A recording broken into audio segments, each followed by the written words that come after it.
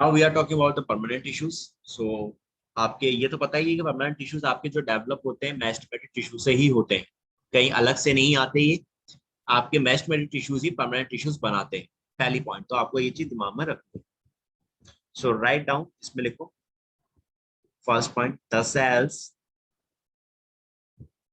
produced by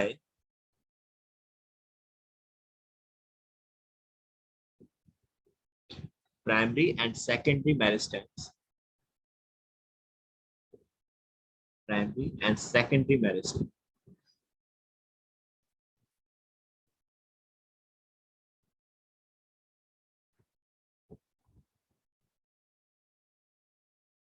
Primary and secondary meristems become structurally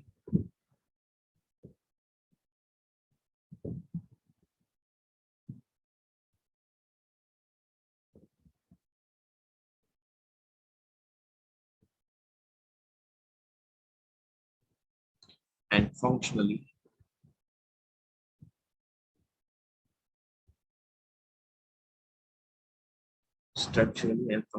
specialized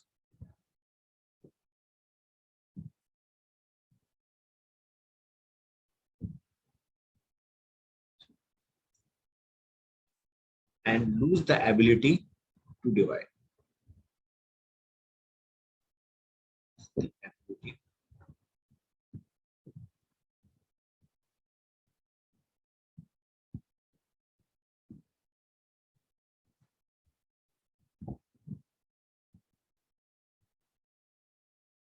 That will lose the ability to divide.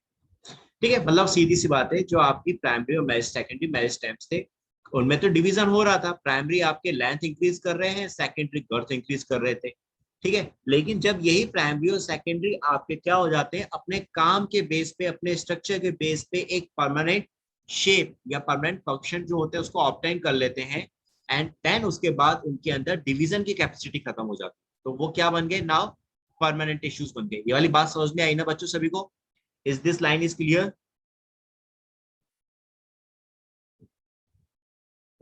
Yes sir.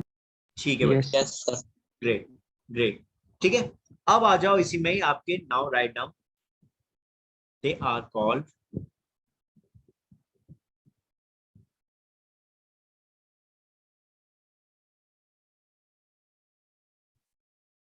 Called permanent, that is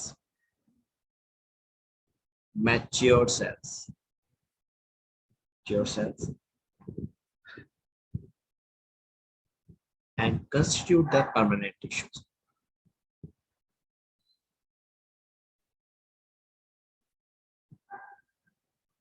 The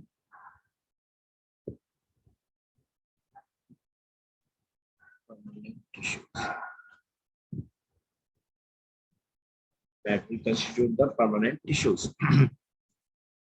ठीक है, सीधी सी चीज थी, आपको एक simple से वे में समझना है कि आपको जो डायग्राम मैंने बताया था, आप लोगों ने मॉर्फोलॉजी में पढ़ा भी होगा, ये वाला डायग्राम तो रूट का, रूट की मॉर्फोलॉजी जो दिखती, तो इस रूट में आपका क्या था, अपर पार्ट में तो आपके रूट हेयर्स डेवलप हो रहे हैं, लेकिन लोअर पार्ट में नहीं होते थे, क्योंकि लोअर पार्ट का जो आपका रीजन था सबसे पहले वो था रूट कैप। इस रूट कैप के जस्ट ऊपर के साइड आपका प्रेजेंट था मेरिस्टेमेटिक रीजन। मेरिस्टेमेटिक रीजन, और मैंने आपको शूट और रूट एपिकल मेरिस्टेम जो बताया था आपका एनसीईआरटी डायग्राम में, उसमें मैंने आपको बताया था कि ये मेरिस्टेमेटिक रीजन क्या करता था, ये डिवाइड होता था और ये बनाता था इनिशियल्स ऑफ रूट कैप, याद है ना, इनिशियल ऑफ रूट कैप बनाया था। इसी के अलावा इसने इनिशियल ऑफ आपका सेंट्रल सिलिंड्रिकल बनाया था, इनिशियल ऑफ कॉर्टेक्स बनाया था, यानी डिवीजन होके ये स्टार्टिंग करता था। तो ये मेरिस्टेमेटिक रीजन नीचे के साइड रूट कैप बनाने का काम कर रहा है, और ये ऊपर की तरफ क्या बना रहा है, that will form elongation region. तो ये जो रीजन होता था आपका, दैट इज एलोंगेशन रीजन, इसमें भी मेरिस्टेमेटिक टिश्यू ही प्रेजेंट होते थे, और यही एलोंगेशन रीजन आपका क्या बनाता था, आगे चल के डेवलप हो जाता था mature region, that will convert into mature region. और जब एक बार मैच्योर रीजन बन गया तो इसमें आपके परमानेंट टिश्यूज आ जाते थे, आपके मेरिस्टेमेटिक टिश्यूज ही किस में कन्वर्ट हो गए, परमानेंट टिश्यू में। और यहाँ आपका डेवलपमेंट हो जाता था इन रूट हेयर्स का। तो आई होप सो अब ये वाला कंसेप्ट आपको दिमाग में अच्छे से बैठ गया होगा, जो लाइन आपने यहाँ पढ़ी कि आपके शुरुआत में वही प्राइमरी और सेकेंडरी मेरिस्टेम्स थे जो बाद में अपने फंक्शंस और स्ट्रक्चर के बेस में चेंज हो गए और उनके अंदर डिवीजन खत्म हो गया, जिसे हमने क्या कहा, परमानेंट टिश्यूज बोला, परमानेंट सेल्स बोला, और यही क्या बना रहे हैं, परमानेंट टिश्यूज बना रहे हैं। क्लियर बात वाली बच्चों सभी को? Yes, sir. Yes. Okay, yes है ना? Yes sir. ठीक है, बस ये स्टोरी को दिमाग में लेके चलना कि डेवलपमेंट हो कैसे रहा है, विजुलाइज करना है इन सारी बातों को, आपको सारी चीजें आराम से दिमाग में बैठ जाएंगी। अब आ जाते हैं परमानेंट टिश्यूज को जो हम देखते हैं। तो now let's talk about their types.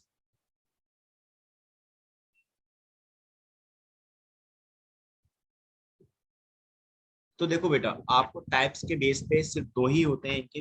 Permanent tissue is of your two types.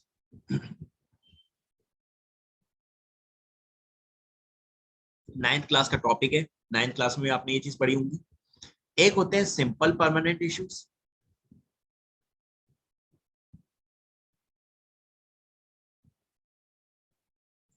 और दूसरे होते थे आपके complex permanent tissues.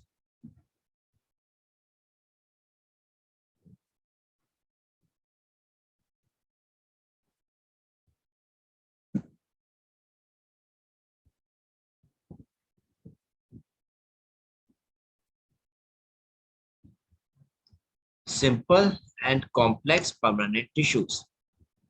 Is it okay Avinash? Yes sir. ठीक है, तो आपके ये दो टाइप के हो गए, सिंपल एंड कॉम्प्लेक्स। कोई मुझे बताएगा, नाइन्थ क्लास का टॉपिक है, वहां आपने पढ़ा होगा what is simple and complex. Avinash को छोड़ के अभी हाल फिलहाल, सत्या बेटा या कोई और बच्चा कोई मुझे बताएगा?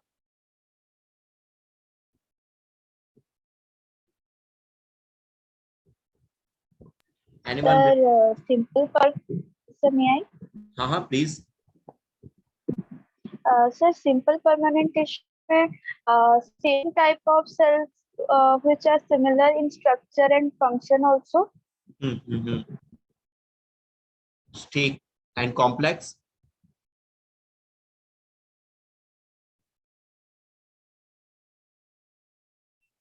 Sir, they are made up of more than one type of cells. ठीक है। Ankita, your answer is also right, but तुम मुझे इसके टाइप बता रहे हो। मैं पूछ रहा हूँ परमानेंट टिश्यू सिंपल होते क्या है, what is simple permanent tissues, I am asking about their. मैं उनके बारे में बात कर रहा हूँ, I am not talking about their types, कि वो है क्या, कितने टाइप्स के होते हैं। Got it? क्वेश्चन क्या होता है उसको थोड़ा सा समझने की कोशिश करो, क्योंकि नीट में क्वेश्चंस बहुत ऐसे पूछे जाएंगे जिनको आपको समझना पड़ेगा, आप अंधाधुंध आंसर नहीं दे सकते। सिंपल परमानेंट टिश्यूज की बात करते हैं तो एक सीधी सी लाइन है, एक सिंपल सी लाइन है सिंपल परमानेंट टिश्यूज में, कि ये आपके केवल एक ही तरह की सेल से डेवलप होंगे। दैट इज आपके इनके अंदर केवल एक तरह की सेल मिलेंगी, that is develop from only one type of cell. ठीक है, वन टाइप ऑफ सेल, इनके अंदर केवल एक तरह की सेल्स होंगी। अब चाहे इनके आप टाइप्स देख लो, पैरेंकाइमा, कोलेनकाइमा, स्क्लेरेंकाइमा। अगर पैरेंकाइमा है तो उनके अंदर सारे के सारे पैरेंकाइमा में एक ही तरह की सेल्स होंगी। कोलेनकाइमा है तो उनमें भी एक ही तरह की सेल्स होंगी, और स्क्लेरेंकाइमा है तो उनमें भी एक ही तरह की सेल्स होंगी। जैसे आपके स्क्लेरेंकाइमा जो होता है वो डेड टिश्यूज है, तो वो सारा का सारा स्क्लेरेंकाइमा जो होगा वो कंप्लीट डेड सेल्स का ही है। उसके अंदर ऐसा नहीं है स्क्लेरेंकाइमा में कोई डेड सेल होगी तो कोई लिविंग सेल होगी। नो। बात समझ में आई सभी को कि आपके सिंपल परमानेंट टिश्यू में केवल एक तरह की सेल्स देखने को मिलती हैं, जबकि कॉम्प्लेक्स के अंदर आपको एक से ज्यादा टाइप की सेल्स देखने को मिलेंगी। जैसे कि फॉर एग्जांपल फ्लोएम की देख लो, फ्लोएम के अंदर सीप ट्यूब्स भी हैं, सीप प्लेट्स भी हैं, जाइलम के अंदर ट्रैकिड्स भी हैं, वेसल्स भी हैं, यानी डिफरेंट डिफरेंट सेल्स। बात समझ में आई बच्चों ये वाली? Yes, sir. Yes. More than one type of cell that have more than one type of cells, और इसमें एक ही टाइप की सेल्स होंगी सिंपल के अंदर, राइट? आप केवल इस लाइन से समझ लो। अब आपके यहाँ पे इस कॉम्प्लेक्स में आ गए थे जाइलम एंड फ्लोएम, जाइलम भी आ गया, फ्लोएम भी आ गया। ठीक है, आप जैसे कि जस्ट गिव मी 1 मिनट में दिखाता हूँ आपको। Okay, plant growth develop phloem transport, ठीक है फ्लोएम ट्रांसपोर्ट। ये देखो सी दैट, ये आप लोगों की प्लांट फिजियोलॉजी का ही चैप्टर है बेटा, ट्रांसपोर्टेशन का, ट्रांसपोर्ट इन प्लांट्स। तो इस डायग्राम को समझना बस आप, ठीक है। इसकी अभी मैं वर्किंग नहीं समझा रहा, सिर्फ इस डायग्राम को समझा रहा हूँ। इसमें आप देखोगे आपको दो चीजें नजर आएंगी। आप अगर इस जाइलम फ्लोएम को देख लो, जस्ट चेक दिस फ्लोएम, इस फ्लोएम के अंदर आपको क्या दिखेंगे, सीड ट्यूब एलिमेंट्स भी दिख रहे हैं, कंपेनियन सेल्स भी दिख रही हैं, ओके। और इसके अलावा आपको सी प्लेट्स भी दिखाई देंगी। ये बीच में जो ये पार्ट दिखा रखे हैं, दिस इज सी प्लेट्स। ये मैंने देखो यहाँ बनाया इस डायग्राम, ये सी प्लेट्स वाला पार्ट है बेटा पूरा, दैट इज आपके सी ट्यूब सेल्स। तो ये है पूरी की पूरी, this is a complete tube cell. एक सेकंड में जरा हाईलाइटर यूज करूँ। ये तो बेटा आपका पूरा पूरा ट्यूब है, तो इसको हमने बोला सीप ट्यूब।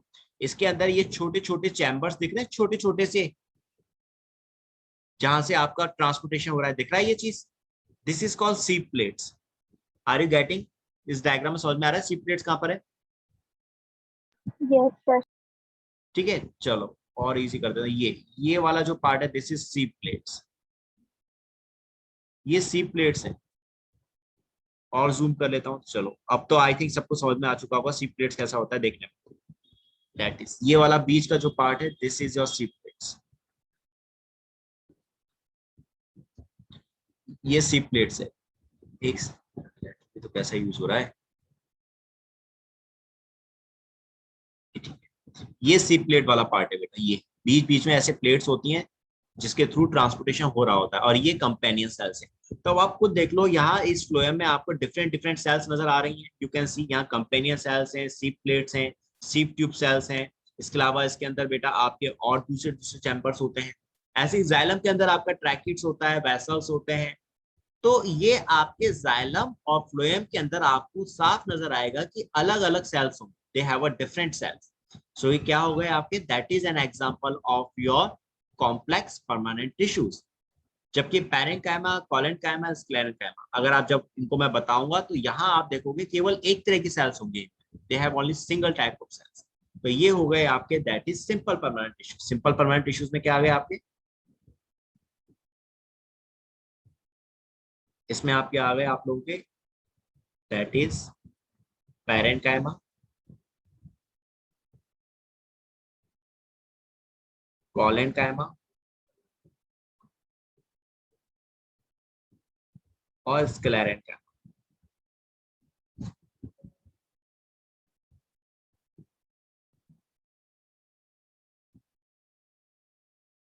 और sclerenchyma, this is done now. तो आई अंडरस्टैंड, हो सकता है बेटा अब आपको समझ में आ गया बेटा what is simple and what is complex सभी को। Yes, sir. ओके, अब हम इन्हीं Yes, sir. ओके बच्चों, okay Shilpa. Now we will discuss about, सबसे पहले सिंपल परमानेंट टिश्यूज, इनकी बात कर लेते हैं।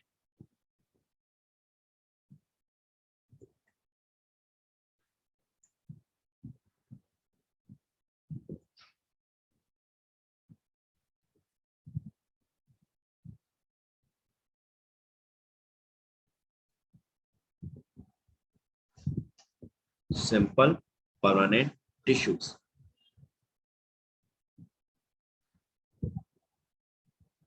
Write down. These tissues having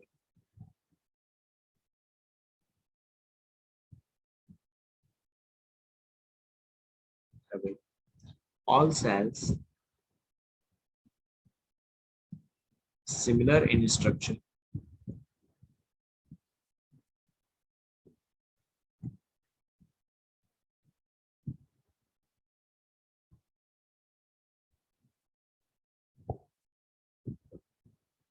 and function.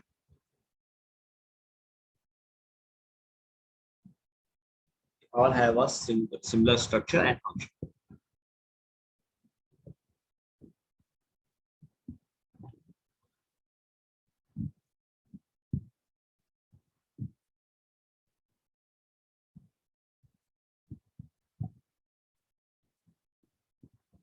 अब इसमें देखो समझना,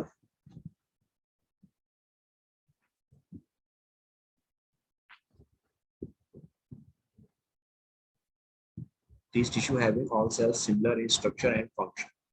Now understand these things. Simple permanent tissues में हमने तीन चीजें देखी, आपके तीन टाइप्स थे.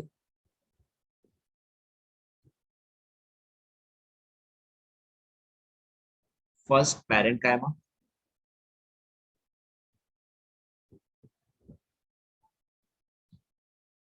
पैरेन्काइमा में लिखो, राइट डाउन, दैट इज, ये सबसे मेन पार्ट होगा. It forms the major component.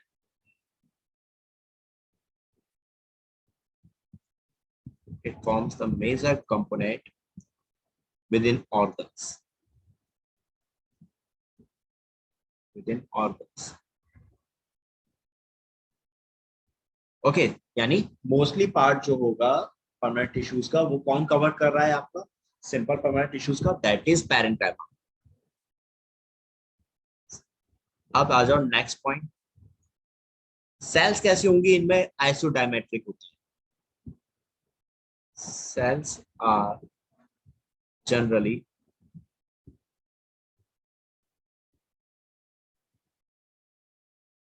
Isodiametric.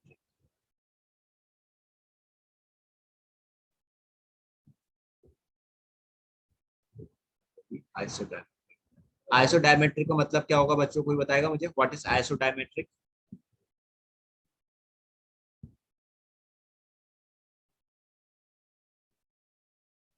हाँ बेटा, कोई बताएगा?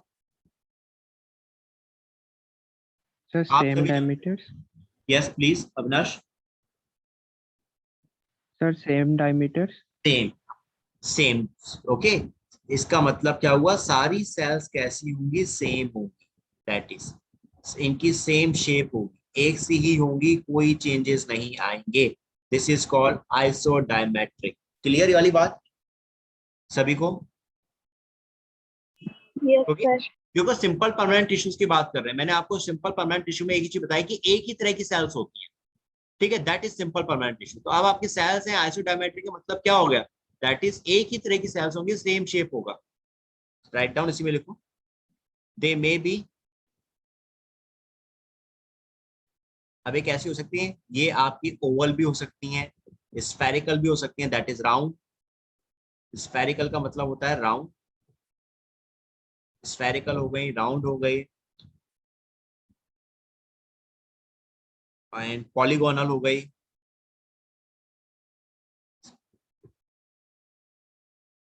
ओके, और इलोंगेटेड हो गई. अब आप ये मत सोचना कि सर ये तो अलग अलग शेप है. अलग अलग नहीं है, समझना. अगर कोई अगर आपकी पैरेन्काइमा ओवल शेप में है, आपकी सेल ओवल शेप में है, तो सारी की सारी ओवल शेप में ही होंगी सेल्स.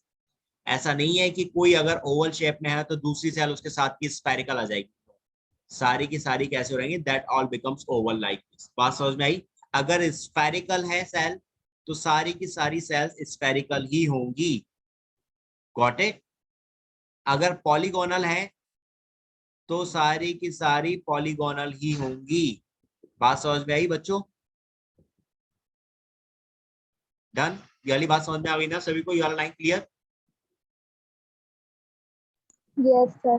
है ना? दैट इज, इस चीज को ध्यान में रखते हुए चलना. ऐसा नहीं कि भाई आपकी यहाँ पे शेप अलग अलग हो गई तो सारी सेल्स अलग अलग शेप की होंगी. नहीं, जिस शेप में आपकी सेल है, अगर पॉलीगोनल है तो सारी पॉलीगोनल, अगर कोई इलोंगेटेड है तो सारी इलोंगेटेड होंगी, अगर कोई स्फेरिकल है तो सारी स्फेरिकल्स होंगी. दैट इज, ये होता है पैरेन्काइमा. अब इनमें इनकी जो वॉल होती है वो किसकी बनी होती है? अच्छा, अब मुझे बताओ इनकी वॉल कैसी होती है? बता. Their walls are thin. पहले तो वॉल कैसी है? थिन है. और किसकी बनी होगी बताओ मुझे? Cellulose. Right right right right Shilpa, right सभी बच्चों. That is cellulose. That is made up of cellulose. Plant के बारे में बात कर रहे हैं तो सीधी सी बात है, सेलुलोज तो आएगा ही आएगा. Common sense. सेल वॉल कैसी हो गई? इनकी थिन है और साथ में सेलुलोज की बनी हुई है. That is. And last point, that is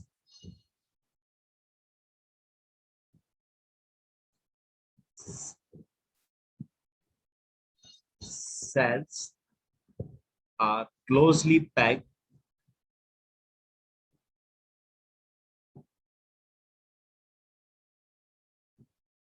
or have small intercellular space.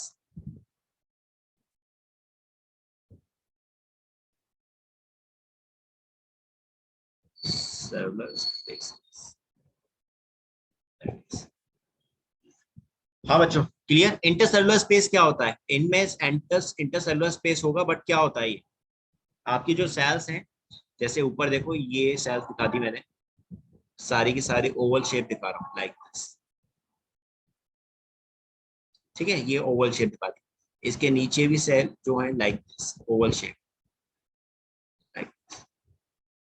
तो इनमें जो ये स्पेस दिख रहा है आप लोगों को बीच में, इन सेल्स के बीच में जो थोड़ा थोड़ा स्पेस बचा हुआ है, ये वाला इस तरह का, ये व्हाइट कलर से जो कर रहा हूं, ये जो स्पेस है जो व्हाइट कलर से मैंने किया बेटा, इस स्पेस को हम लोग क्या बोलते हैं? That is called intercellular space. अब बात समझ में आ गई?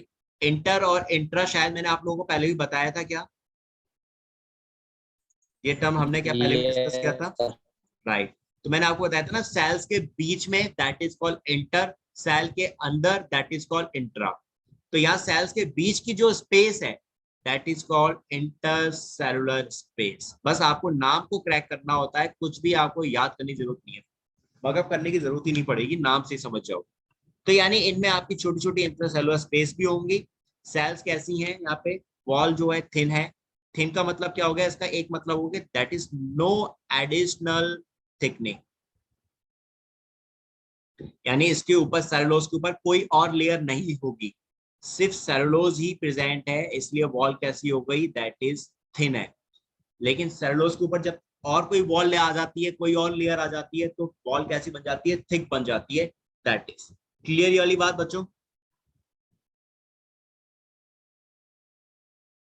Yes, sir. ठीक है, आपने ये सारे पॉइंट्स लिख लिए पैरेन्काइमा के?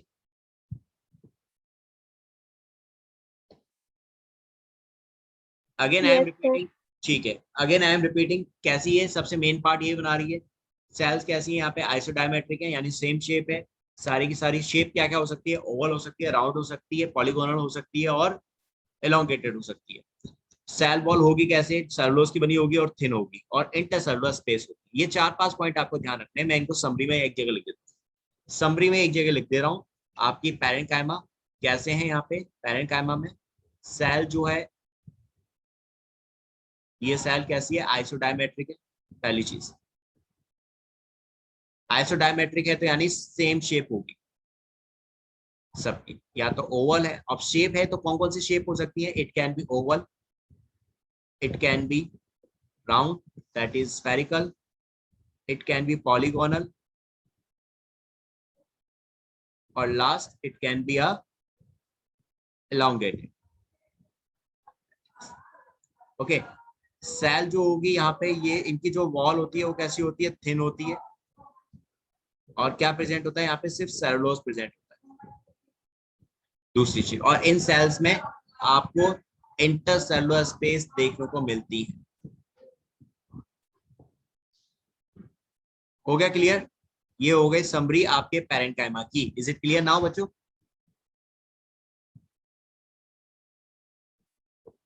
Done? Yes, sir. Yes, sir. Yes. ठीक है, तो कहीं हमें कुछ याद करने की जरूरत नहीं है, सिर्फ चीजों को समझना है, and then you can easily write down. अब आ जाओ इसके फंक्शंस पे, पैरेन्काइमा के फंक्शन की बात कर लेते हैं। फंक्शंस अबाउट पैरेन्काइमा, तो आपको बहुत इजी है बेटा याद करने का। फंक्शन जो है पैरेन्काइमा के, आपको सिर्फ याद रखना है 3S। 3S that is S for synthesis. आपका क्योंकि पैरेन्काइमा है, सिंथेसिस कर रहा है, प्लांट के अंदर प्रेजेंट है, तो सिंथेसिस फूड की करेगा, और इसी प्रोसेस को क्या कहते हैं? फोटोसिंथेसिस। तो यानी कि फोटोसिंथेसिस करेगा आपका पैरेन्काइमा। अब ये फोटोसिंथेसिस करेगा पैरेन्काइमा, तो इसमें क्या प्रेजेंट होगा? That contain chlorophyll. क्लोरोफिल तो होगा ही होगा फिर, तभी तो फोटोसिंथेसिस कर रहा है। क्लियर बात?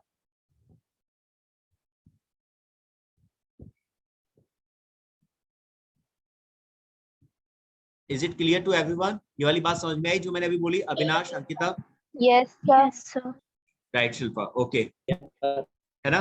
सिंथेसिस कर रहा है यानी फूड बनाएगा, फोटोसिंथेसिस कर रहा है, तो क्लोरोफिल तो होगा ही होगा, पहला एस हो गया। दूसरा एस अब इस फूड को स्टोर करेगा, स्टोरेज का काम करेगा। स्टोरेज किस फॉर्म में करेगा? अब स्टोर कर रहा है तो किस फॉर्म में करेगा? स्टार्च फॉर्म में करेगा। और तीसरा है S, that is for secretion, इसी फूड को फिर सीक्रेट भी करेगा। तो ये हो गए that is secretion, storage, synthesis. ये हो गए 3 काम। कहीं कुछ याद करना पड़ा? सिर्फ आपने फंक्शन 3S से याद कर लिया। 3S, S for synthesis, that is photosynthesis, storage and secretion. तो ये आपके पैरेंकाइमा के काम होते हैं। क्लियर?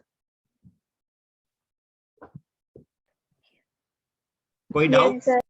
कोई डाउट यहां तक किसी को, या कुछ पूछना हो?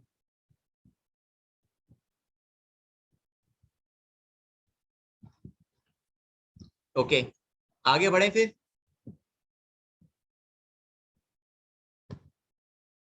अब आ जाओ इसके अगले पार्ट पे, दैट इज आपका सेकंड टाइप, कॉलन टाइप।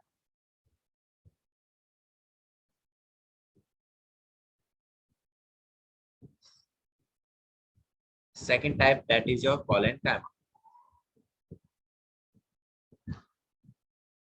तो देखो कॉलन काइमा में क्या होगा, दैट इज ये आपके एपिडर्मिस के नीचे होगी, तो that is occur in layers, occurs in layer below the epidermis.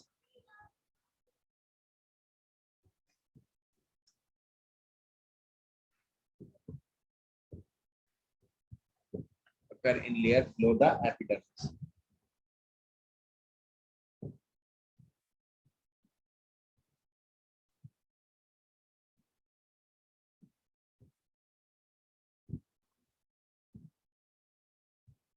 Epidermis in most dipod plants.